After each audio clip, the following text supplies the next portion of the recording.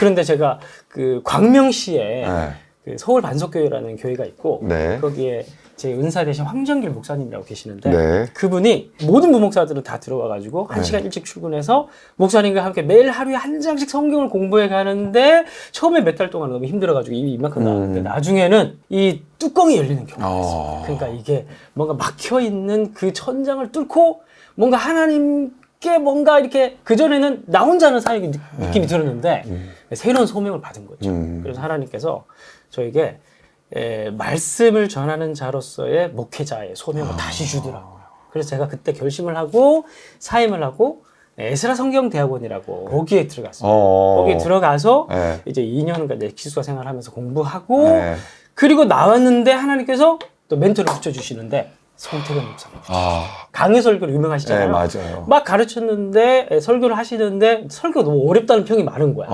그래서 성도들의 성경을 기초가 없는 거지. 네. 설교를 들을 만한. 네, 그렇죠. 그래서 평신도 성경 어떤 그 코스웍을 짜서 훈련을 시켜야 된다는 니즈가 생긴 거예요. 그래서 제가 이제 에스라 출신이고 하니까 네가 한번 해봐라. 그렇게 돼가지고 제가 시작을 했는데 제가 이제 말이 좀 빠르거든요. 네, 빠르죠. 그래서 막 이제 6주 강좌를 해가지고 성경 저 책의 내용을 쫙 이렇게 쫙 하니까 사람들이 말이 너무 빠르다. 그래서 연습 복습할 수 있는 영상이 필요하다. 저는 강사 출신이었고 2배속으로 듣는데 제가 2배속으로 들으면 원래 편안한데 여기 2배속 듣잖아요. 그럼 너무 빠른 거예요. 사우라 바우라 너무 빠른 거예요. 그러니까 이제 성도들이 이제 그런 피드백이 많아가지고 그래서 이제 영상을 요약본으로 해서 PPT로 만들어서 올리는 작업들을 2019년도에 한 거예요. 아, 그러셨구나. 그런데 제가 그때 놀랐던 건 뭐냐면 한국교회 성도들이 성경을 알고 싶은 성경의 배경이나 기초적인 걸 알고 싶은 그런 니즈가 되게 많았던 거예요. 맞아. 조회수가 폭발을 한 거예요. 맞아. 생각보다. 아무도 안 볼 줄 알았는데. 그러다가 코로나가 터졌고 코로나 때 교회를 못 오잖아.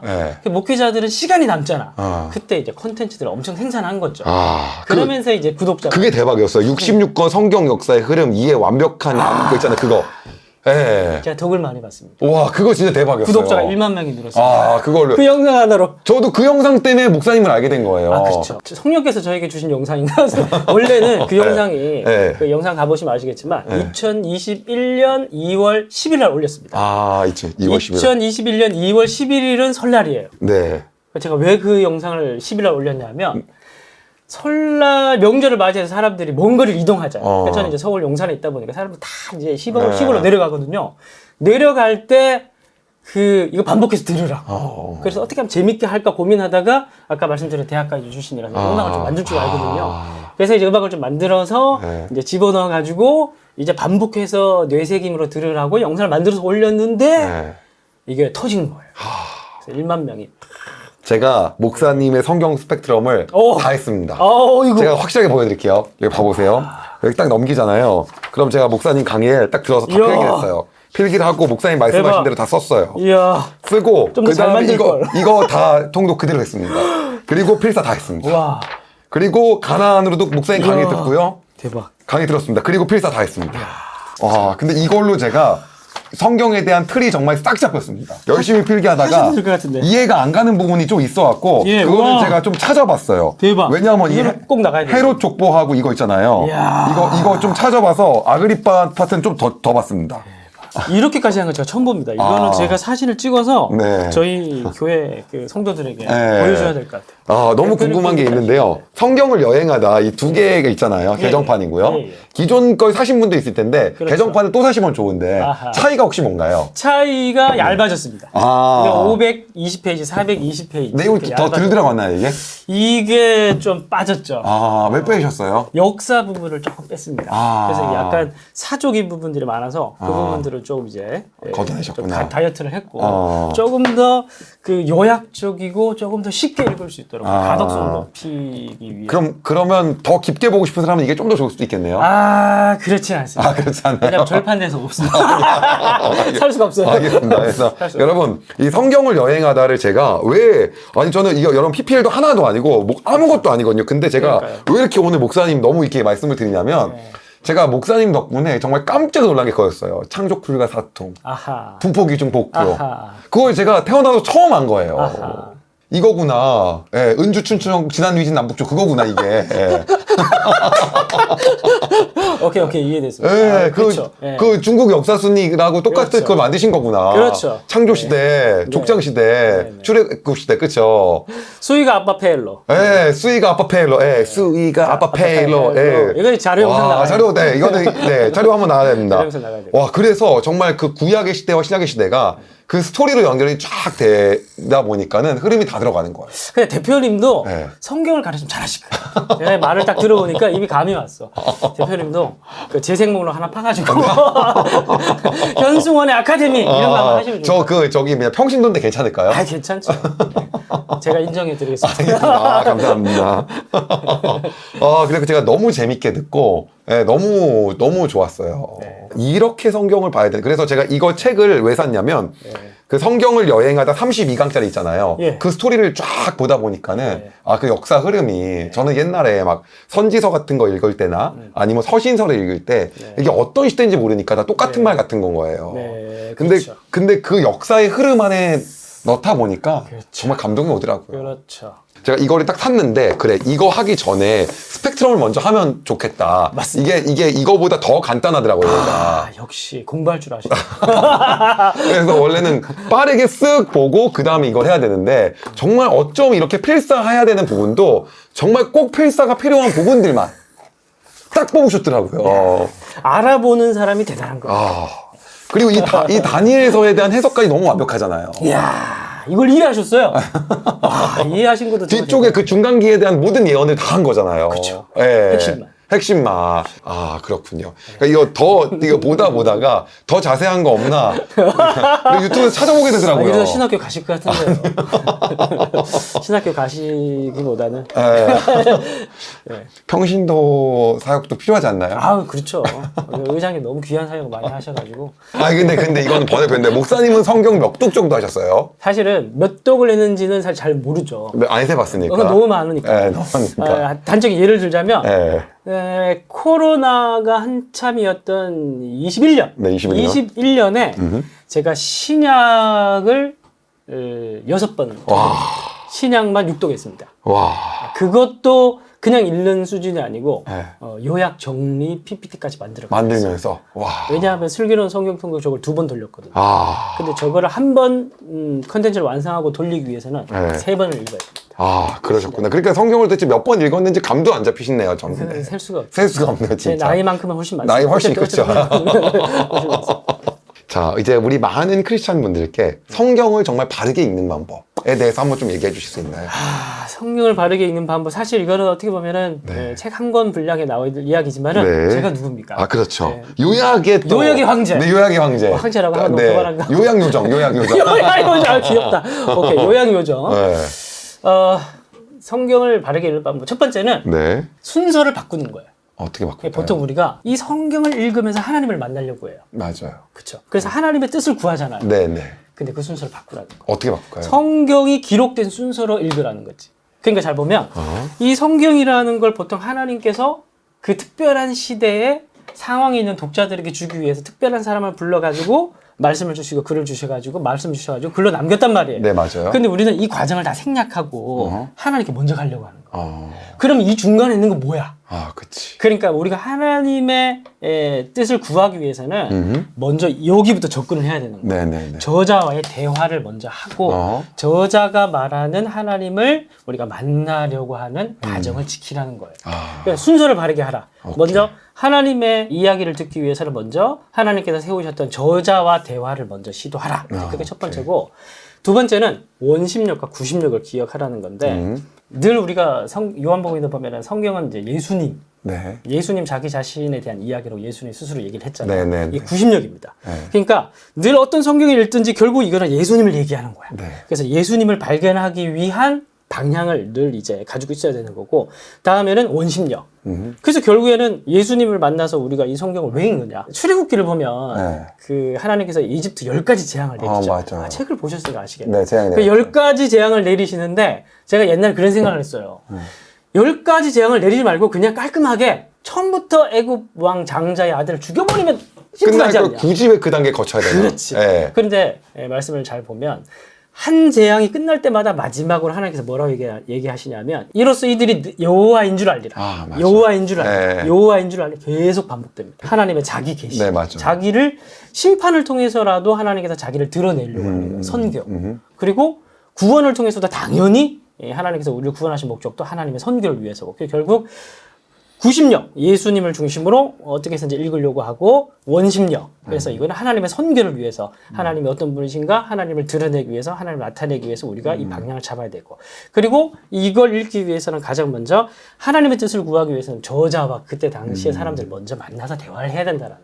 이 원칙만 지켜서 제가 봤을 때는 성경을 잘 읽는다고 할 수가 있겠습니다. 선지서를 읽을 때마다 네. 그 시대적 배경, 네. 그리고 그 사람이 어떠한 시대에 태어난 사람이고 어떠한 사명을 띈 사람이고 네. 그리고 어떠한 마음이고 어떠한 시대의 상황에서 네. 하나님의 계시를 받아서 이것을 썼는지에 대해서 알고 읽는 순간 다르더라고요. 다르죠. 네. 마음이 느껴지죠. 다르더라고요.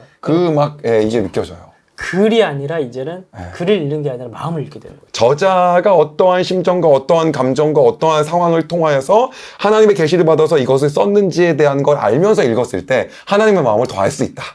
풍성하죠. 예. 얘기가 풍성하죠. 큐티를 해보시면 큐티를 하시겠지만 큐티 할 때 제일 난관에 봉착하는 게 한 3개월입니다. 왜냐하면 3개월 정도 큐티를 하다 보면 나중에 적용이 똑같거든. 사람이 살아가는 하루의 일상이 어제나 오늘 별반 다르지 않아요. 그러니까 뭐 특별한 적용이 없어요. 그렇죠. 예, 맨날 양 뭐 한다 막. 예. 그렇죠.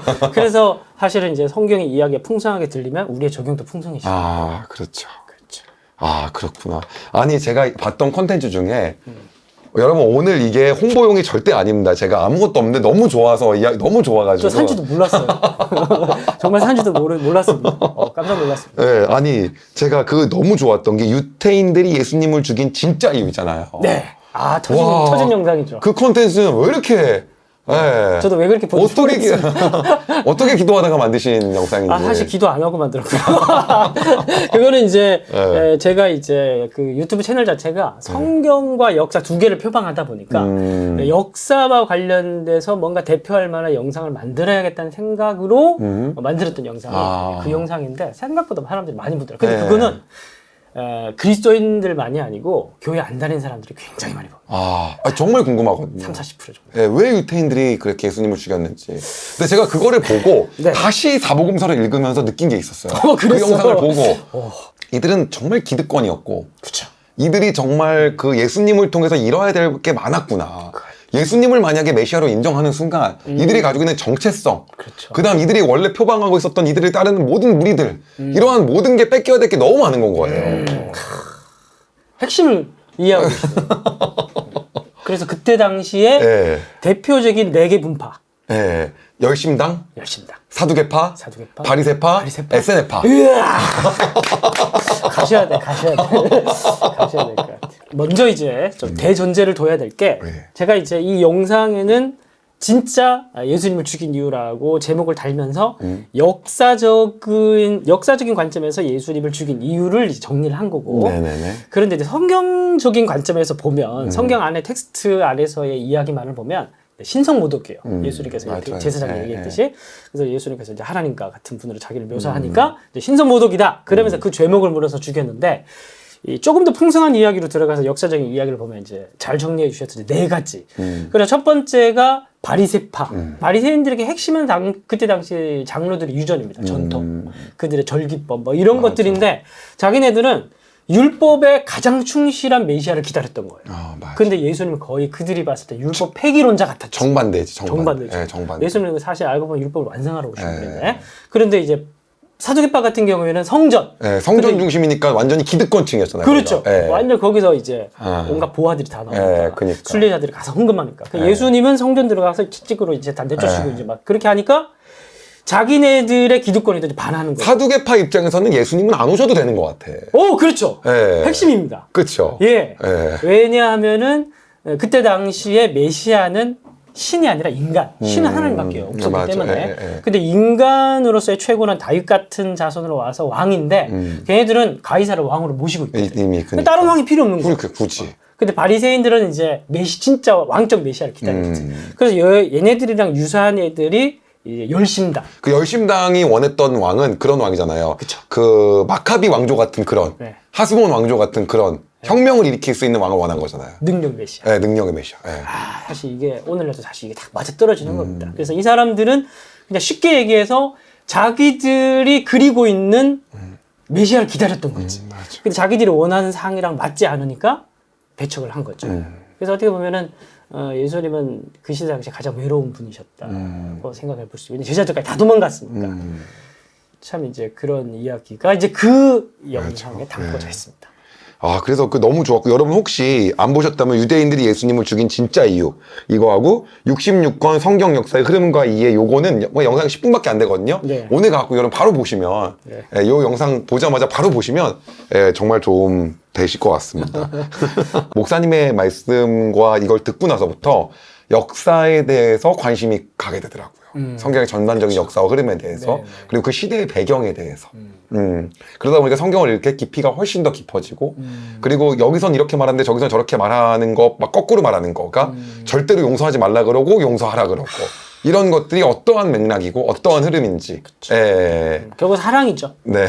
심판과 그 모두 다 사랑이죠. 하나님. 예. 그게 이제, 근데 참 성경을 보면서 이거는 질문 없는 거지만 목사님이어서 여쭤보고 싶은 궁금한 게 뭐냐면, 신약 성경이 너무 아쉬워요. 네. 뭐가 아쉽냐면, 네.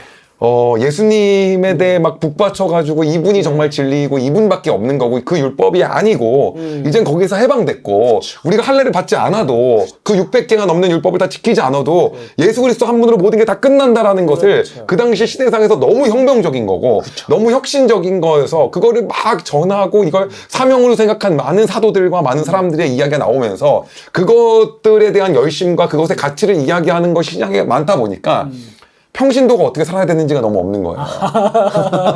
우리가 오해하기 쉬운 거예요. 모두 목사님 해야 되는 건가? 모두 선교사가 돼야 되는 건가? 예, 거기서 사업을 어떻게 하라? 네. 장사를 어떻게 하라는 지혜가 없으니까는 그렇죠. 신약에는. 네. 예. 신약에서는 그 신약에 있는 대부분의 책들은 서신들이잖아요. 맞아요. 편지. 예. 편지라고 하면은 일단은 받는 사람이 있어요. 예. 그 받는 사람이 있고 보내는 사람이 있는데 보낸 사람은 거의 그 받는 사람들 교회에 문제가 생겼기 때문에 보내요. 아, 맞아. 열받아서 쓰잖아요. 막 가락에서 보면 완전 막 빡이 쳐가지고. 막, 저주를 받았죠. 너네 막, 예. 그렇죠. 예. 예. 근데 그 교회의 문제들은 사실 거의 대부분 다가 차별, 아니면 이제 분쟁, 예. 자랑, 교만, 다툼. 그리고 교회 아니면은 문제야. 기존의 유대인들이 또 율법을 섞어. 그렇죠. 섞어가지고 복음 외에 딴 것도 된다고 해. 그렇죠. 그 막 열받아. 교리 문제. 예, 교리 문제. 예, 맞아. 그러다 보니까 어. 신약 성경은 아무래도 교회에 대한 문제들이 되게 많고 지금 이제 현승호 의장님 얘기를 하셨듯이 구약 성경에 나타난 그 법에 대한 거는 어떻게 보면 실천적인 부분들, 네. 사회적인 부분들이 많죠. 그러니까 느헤미야를 보고 실제로 중앙 관료들은 저런 삶을 살아야 되는구나. 그렇죠. 예. 네. 수룹바벨을 보고 저런 원칙으로 사업을 해야 되는 거구나. 저도 지금 얘기하다가 새로 깨달아 버렸네요. 예. 그렇네요. 그런 것들이 더 잘 그러네요. 와닿는 거예요. 그렇습니다. 예. 돌아가서 레위기를 다시 좀 공부해야 될 것 같은 그런 마음의 순간 동기부여가 됐습니다. 그렇죠. 그렇습니다. 예. 다 사역자가 아니잖아요, 구약은요. 그렇죠. 예. 그래서 사실은 성경은 의장님이 얘기했듯이 정말 우리의 실생활에 정말 실천적인 구체적인 책이 될 수 있는 거죠. 예. 생명의 책. 맞아요. 저는 그렇게 생각하고 보게 되더라고요. 맞습니다. 목사님은 그러면 이제 앞으로의 비전은 어떤 비전이 있으신가요? 일단은 이제 제가 사실은 비전 없는 게 비전이고요. 사실 옛날에는 제가 꿈이 참 많았습니다. 그래서 꿈을 꾸고 한때는 제가 한 1년 정도 개척을 한 적도 있어요. 그 에스라에서 공부를 하고 그리고 이제 2학년 때 기숙사 생활을 안 해도 되는 기간에 이제 개척도 하고 그럼 제 나름대로의 꿈꾸는 어떤 교회가 있어가지고 그런 것도 이제 해보려고 했고 그런데 이제 뭐 여러 가지 제가 이제 좀 창의적이다 보니까 뭔가를 많이 시도하고 실패하고 뭐 이런 것들을 많이 경험을 했어요. 그러면 제가 내린 결론이 뭐냐 하면 계획을 세우는 것 자체가 중요한 게 아니고 하나님의 인도하심을 받는 게 참 중요하다. 그래서 매번 이제 하나님과의 관계가 되게 이제 중요하다는 생각들을 좀 많이 하게 됐고 그래서 이제 그런 이제 좀 거시적 차원에서 비전이라기보다 그냥 제가 제 인생에 대해서 꼭 이거는 지켰으면 하는 원칙이 있다면 일단 부르심에 좀 충실하는 거, 곁눈질하지 않고 보통 이런 걸 뭐 하다 보면 예를 들어서 뭐 유튜브도 이렇게 하다 보면 지금 이제 내일 모레면 한 3만 정도 되는데 욕심이 생기더라고요. 그래서 막 한 만 넘어가고 몇만 되면 욕심 생기죠. 이걸 좀 키워보면 어떨까? 뭐 이런 생각. 그러다 보면 이제 김광석 영상 올리고 또 구독자 나가고 이제 이런 시련이 또 찾아오고 그러더라고요. 그래서 좀 본질, 부르심에 맞는 충실하자. 그래서 일단은 하나님께서 제게 좋은 컨텐츠를 제작할 수 있는 능력을 주시고 편하게 생각하세요. 왜냐면 그 컨텐츠 사람이 많이 안 보면 하나님 손해예요. 또 적어야겠다 이거는. 그래서 그런 거에 충실하면서 일단은 좀 말씀을 최대한 잘 전하고 또 요약하고 이게 제일 잘하는 그러니까요. 요약하고 네. 쉽게 전하고 네. 그리고 이제 영상이라든지 뭐 이런 부분들은 좀 강점이 있으니까 네. 이런 거나 하다 보면은 또 어떻게 인도하시겠지. 일단 그런 정도 생각합니다. 그러시구나. 수십만 명이 우리 UBS 유튜브 바이블 스쿨을 통해서 성경을 쉽게 느꼈으면 너무 좋을 것 같아요. 네, 그래서 성경이라는 것 자체가 정말 어떤 경전이 아니라 누구나 접할 수 있는. 그러면서 그거 자체가 읽는 게 어려움이 아니라 오히려 재미있고 기대감이 되며 하나님 어떻게 이 말씀을 가지고 운행하실지 기대할 수 있는 그러한 걸로 모든 사람이 느끼게 있게끔 그런 역할을 앞으로 해주실 것 같고 그렇게 해주시면 너무 좋을 것 같아요. 겸손하게 성실하게 열심히 하겠습니다. 구독과 좋아요. 이거 뭐 네, 여러분 UBS 꼭 부탁해 드리고 그래도 너무 좋은 교회를 만나셔서 담임 목사님 이걸 잘 밀어주시고 또 할 수 있는 기회가 된 것도 너무 감사하네요. 감사하죠. 네. 송태용 목사님 사랑합니다. 목사님이 혹시 이거를 하시다가 힘드시거나 아니면 좀 지치실 때가 있다면은 목사님 덕분에 성경이 역사로 이루어졌고 성경의 흐름을 누군가가 파악해서 그냥 꾸역꾸역 막 읽어대다가 누군가 그 맥과 흐름을 잡고 이것이 하나님이 어떠한 마음과 어떤 흐름으로 인도하시는 것을 더 깊게 파악하면서 하나님과 깊어진 사람이 있다는 걸 그때마다 꼭 기억하시면 좋을 것 같아요. 알겠습니다. 너무 힘이 됩니다. 오늘 제가 좋아하는 김예한 목사님과 함께 했습니다. 성경을 여행하다. 같이 우리 한번 여행했으면 좋겠고요. 그리고 오늘 나와주셔서 정말 감사합니다. 불러주셔서 감사합니다. 저는 현승원TV의 현승원이었고요. 유튜브 바이블 스쿨의 김재한이었습니다. 감사합니다.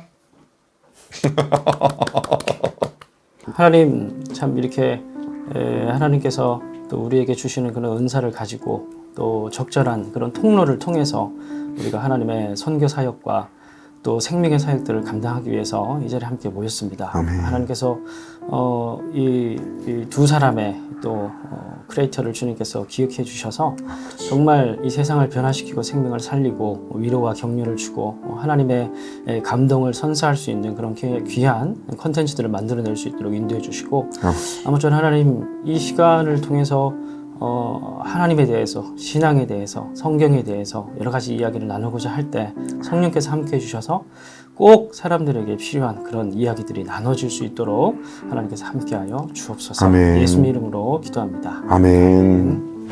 여러분 영상 도움이 되셨다면 구독과 좋아요, 알림 설정까지 꼭 부탁드립니다.